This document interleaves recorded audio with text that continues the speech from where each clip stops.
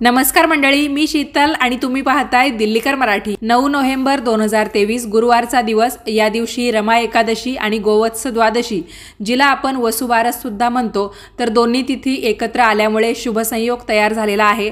तर आपल्याला भरपूर चांगल्या प्रकारचे उपाय या दिवशी करता येतात, ज्याचा फायदा आपल्याला खूप चांगल्या प्रकारे होतो। तर आजच्या व्हिडिओमध्ये मी तुम्हाला काही महत्त्वपूर्ण उपाय सुद्धा सांगणार आहे, त्याचबरोबर लक्ष्मीच्या पावलांची सुद्धा कथा सांगणार आहे। अजून आपल्याला रमा एकादशीच्या दिवशी काय काय करता येईल हे सुद्धा तुम्हाला याच व्हिडिओत ऐकायला मिळेल। ज्यांना गाय वासराची सेवा करणं काही कारणांमुळे शक्य झालं नाही, किंवा काहींकडे मूर्ती नसेल, किंवा त्याच दिवशी काहीच तुम्हाला करता आलं नाही, तर तुम्ही ही लक्ष्मीच्या पावलांची कथा नक्की ऐका। ज्यांच्याकडून पूजा होईल त्यांनी सुद्धा वेळात वेळ काढून नक्की ऐका। ही कथा ऐकल्याने तुम्हाला भरपूर लाभ होणार आहे आणि गोवत्स द्वादशीला ही कथा ऐकण्याची पद्धत आहेच, त्यामुळे तुम्ही ती नक्की ऐकायची आहे। तर व्हिडिओ शेवटपर्यंत पहा। चॅनेलवर नवीन असाल तर सबस्क्राइब करा आणि व्हिडिओ पाहत असताना सर्वांनी कमेंट्समध्ये लिहा गोमाता की जय। चला तर मग व्हिडिओला सुरुवात करते। मंडळी, वसुबारसेच्या दिवशी गाय वासराची पूजा कशी करायची याचा व्हिडिओ मी तुम्हाला शेअर केलेलाच आहे। तुम्ही तो व्हिडिओ नक्की बघा, जेणेकरून 2 दिवसांवर वसुबारस आलेली आहे, तर तुम्हाला त्या व्हिडिओचा नक्कीच फायदा होऊ शकतो। तर आजच्या व्हिडिओमध्ये आपल्याला उपाय सुद्धा जाणून घ्यायचे आहेत। तर रमा एकादशीच्या दिवशी आपल्याला तुळशीची सुद्धा पूजा करायची आहे, मात्र तुळशीला हात लावायचा नाही। आणि एकादशीच्या दिवशी तुम्हाला माहिती आहे की तुळशीला पाणी घातलं जात नाही, तर तुम्ही काय करायचं आहे, अगदी एखादा चमचाभर दूध तुम्ही तुळशीच्या मुळाशी घालू शकता आणि तुळशीचं दर्शन तुम्ही लांबूनच किंवा मग स्पर्श न करता घेऊ शकता। तुम्हाला काय करायचं आहे, रमा एकादशीच्या आदल्या दिवशीच तुळशीची 1-2 पानं तोडून ठेवायची आहेत। आणि तुम्हाला जर समजा एकादशीच्या पूजेमध्ये सुद्धा पानं लागणार असतील, तर मग तुम्हाला जितकी पाहिजे तितकी पानं आदल्या दिवशी म्हणजे 8 तारखेच्या सूर्यास्ताच्या अगोदर ती पानं तोडून ठेवा। हवं तर तुम्ही ती पाण्यामध्ये बुडवून ठेवली तर मग ती सुकून जाणार नाही। रमा एकादशीच्या दिवशी सकाळी उठल्यानंतर मग तुम्ही भगवान श्रीहरी विष्णूंची पूजा करू शकता। संध्याकाळी तुम्हाला गाय वासराची पूजा सुद्धा करता येईल, किंवा मग तुम्ही दिवसभरात कधीही केली तरी सुद्धा चालतं, काही हरकत नाही। तर त्यामध्ये तुम्हाला जितकी तुळशीची पानं वापरायची तुम्ही तितकी वापरा। आणि त्यातली दोन जी तुळशीची पानं आहेत ती तुम्हाला पाण्यातून काढून स्वच्छ धुवून आणि पुसून घ्यायची आहेत। आणि स्वच्छ पुसून झाल्यानंतर तुम्हाला ही 2 तुळशीची पानं तुमच्या गव्हाच्या पिठाच्या डब्यामध्ये ठेवायची आहे। पिठाच्या आतमध्ये ही पानं थोडीशी घुसवून द्यायची। यामुळे काय होतं, आपल्या घरामध्ये अन्नधान्याची कधीही कमी पडत नाही।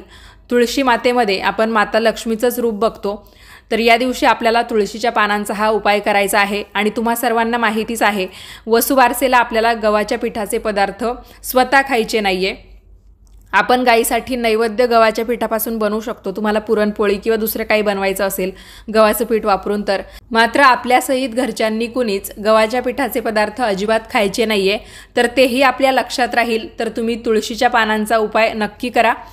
त्याचबरोबर तुम्हाला हळदीच्या डब्यामध्ये तुमची जी काही हळदीची बरणी असेल किंवा मसाल्याचा डबा असेल ज्यामध्ये तुम्ही हळद ठेवलेली असेल, तर त्या हळदीच्या डब्यामध्ये तुम्हाला 1 रुपयाचं नाणं मधोमध त्या बरणीमध्ये पुरून द्यायचं आहे, म्हणजे हळदीमध्ये खाली ते पुरून द्यायचं आहे। योगायोगाने ही जी एकादशी आहे किंवा वसुबारस आहे ती गुरुवारच्या दिवशी आलेली आहे। आणि गुरुवारच्या दिवशी आपण भगवान श्रीहरी विष्णूंची पूजा तर करतोच। या दिवशी त्यांना पिवळ्या रंगाची फुलं वाहण्याला, किंवा मग पिवळ्या रंगाची मिठाई किंवा जो काही पदार्थ आपण तयार करू त्यांच्या नैवेद्यामध्ये, तर त्यामध्ये पिवळ्या रंगाच्या पदार्थांना जास्त महत्त्व असतं। हळदीचे सुद्धा भरपूर उपाय गुरुवारच्या दिवशी केले जातात।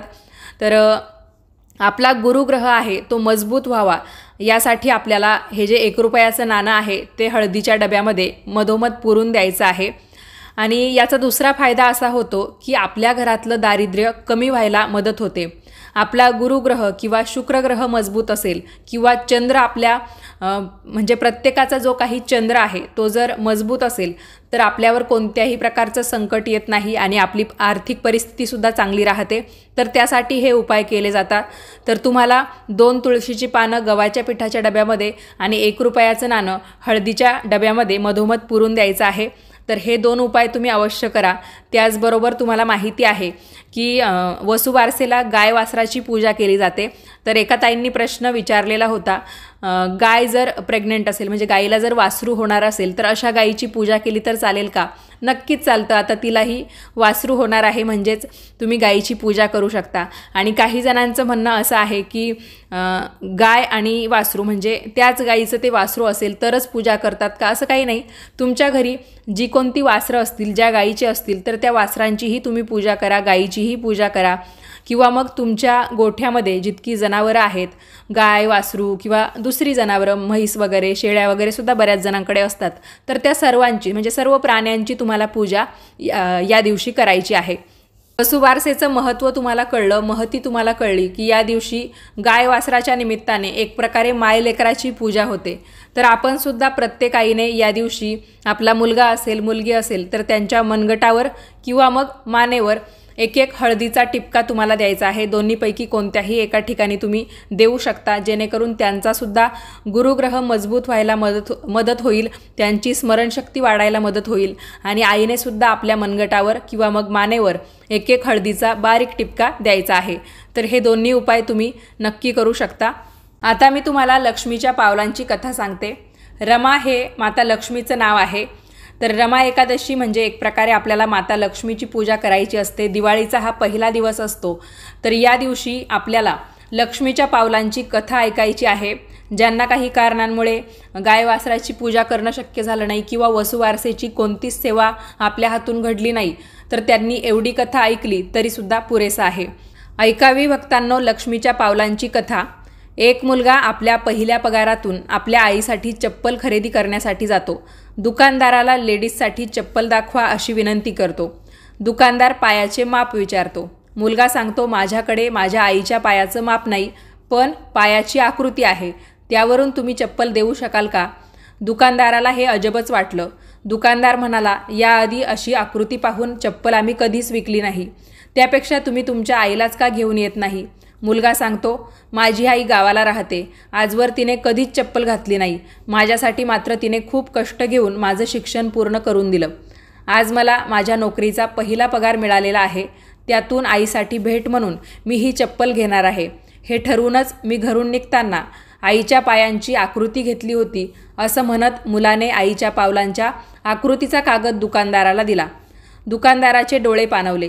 त्याने साधारण अंदाज घेत त्या मापाच्या चपला दिल्या आणि सोबत आणखी एक जोड घेत म्हणाला, आईला सांगा, मुलाने आणलेला चपलेचा एक जोड खराब झाला तर दुसऱ्या मुलाने भेट दिलेला जोड तुम्ही वापरा, पण अनवाणी पायाने फिरू नका.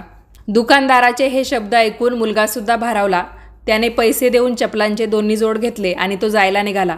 तेवढ्यात दुकानदार म्हणाला, तुमची हरकत नसेल तर आईच्या पायाची आकृती असलेला कागद मला द्याल का?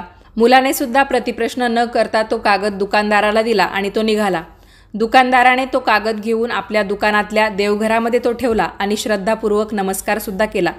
बाकीचे कर्मचारी अवाक झाले. त्यांनी कुतूहलाने दुकानदाराला विचारलं की तुम्ही अशी पावलांची आकृती तुमच्या देवघरामध्ये का ठेवलेली आहे? तर दुकानदार त्यांना म्हणतो, ही केवळ पावलांची आकृती नाही तर साक्षात माता लक्ष्मीची पावलं आहेत. ज्या माऊलीच्या संस्कारांनी या मुलाला घडवलं, यशस्वी होण्याची प्रेरणा दिली, ही पावलं आपल्या दुकानाची सुद्धा भरभराट करतील अशी खात्री आहे. म्हणून मी या पावलांना आपल्या देवघरामध्ये स्थान दिलेलं आहे. अशा रीतीने प्रत्येक मुलाने किंवा प्रत्येक अपत्याने आपल्या आईची किंमत ओळखली किंवा तिच्या कष्टांचं चीज केलं, योग्य सन्मान केला, तर आपल्या घरी दररोज दिवाळी, दररोज नवरात्र आणि दररोज दसरा साजरा होईल. तर या कथेच्या निमित्ताने एक बोध आपल्याला घेता येतो की प्रत्येकाने आपल्या आईचा आदर केला पाहिजे. आपले जे कोणी वडीलधारे आहेत, आपले वडील, आई, आजोबा, आजी किंवा आपल्यापेक्षा वयाने मोठे, तर त्यांचा प्रत्येकाने आदर केला पाहिजे. ते आपल्याला जे काही सल्ला देतात तो कधीच चुकीचा नसतो. तर आपण त्यांचा आदर नक्कीच करायला हवा, त्यांचा मान सन्मान नक्कीच ठेवायला हवा. तर अशी ही लक्ष्मीच्या पावलांची कथा आहे.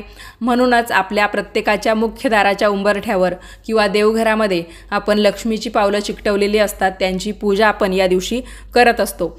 आणि गोवत्स द्वादशी म्हणजे वसुबारसेच्या निमित्ताने सुद्धा गायीची पावलं काढून त्यांची पूजा करण्याची पद्धत आहे. ती यासाठीच की गोपद्म म्हणजे यासाठी आपल्याला गायीची 33 पावलं काढावी लागतात. गोपद्म व्रतसुद्धा बऱ्याच जणांनी अधिक मासामध्ये केलं असेल, तर तेही यासाठीच.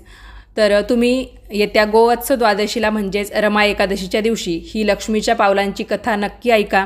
हा व्हिडिओ तुम्ही जास्तीत जास्त लोकांना शेअर करा, म्हणजे प्रत्येकाला ही कथा नक्कीच ऐकता येईल आणि या कथेचं महत्त्वसुद्धा समजेल. वसुबारसेची महती त्यांना अजून चांगल्या प्रकारे कळेल.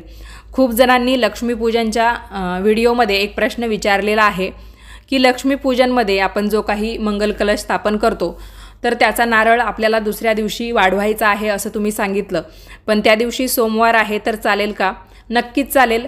आपण खरं तर सोमवार हा जो आहे वार तो महादेवांचा वार म्हणून बघतो, पण महादेवांना तसंही आपण नारळ वाढवत नाही. म्हणजे त्यांच्या मंदिरामध्ये नारळ आपल्याला ठेवायचा असेल तर तो अख्खा नारळ आपल्याला ठेवून यावा लागतो, तिथे आपण तो नारळ फोडत नसतो. त्यामुळे जरी सोमवार असला पण मग देवीच्या पूजेतला हा नारळ आहे तर आपल्याला तो सोमवारी फोडायचा आहे, तसाच ठेवायचा नाही, हे तुम्ही लक्षात ठेवा. आणि धनत्रयोदशीच्या व्हिडिओमध्ये सुद्धा विचारलेलं आहे की तुम्ही सांगितलं नाही की त्या नारळाचं काय करायचं. तर तो जो नारळ आहे तो परत आपल्याला लक्ष्मीपूजनला वापरायचा आहे. आणि अजून एक महत्त्वाची गोष्ट झाडूच्या बाबतीत विचारलेली आहे की झाडूचं आपण नवीन झाडूचं फड काढून आपल्याला बाहेर फेकायचं असतं का अलक्ष्मी निस्सारण करण्यासाठी? तर अजिबात नाही. तुम्ही जो काही नवीन झाडू आणता तर त्याच्याबरोबर झाडूचं एक फड घ्यायलासुद्धा विसरू नका. आणि तुम्हाला जर अलक्ष्मी निस्सारण म्हणून झाडूचं फड काढून फेकायचं असेल तर मग तुम्ही ते फड जे आहे ते घराच्या बाहेर टाकून देऊ शकता आणि फक्त झाडूची पूजा केली तरीसुद्धा चालतं.